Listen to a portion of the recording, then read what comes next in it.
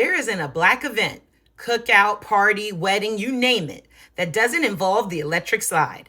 And honestly, if you're rolling up to a Black event and this song isn't on the playlist, then what's really going on?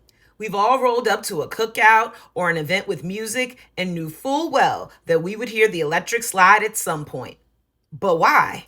It all boils down to line dancing. Yes, that's a country music thing. And yes, the origins of line dancing are contested. What isn't contested is that Black folks have been line dancing dating back to the motherland. Marcia Griffiths dropped the banger Electric Boogie, also known as the Electric Slide, in 1976. When the demo was released, Broadway choreographer Richard L. Silver created the line dance we know today.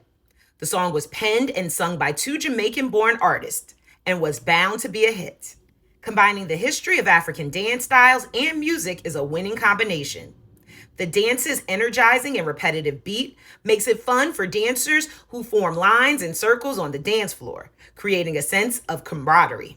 Since 1976, the electric slide has been a staple in the Black community because of its ability to bring people together, and it's a bop. As a result, it's not just a dance, but a cultural phenomenon that continues to bring joy and connection. Can you feel it? We all know schools aren't teaching Black history correctly. That's why PushBlack is so important.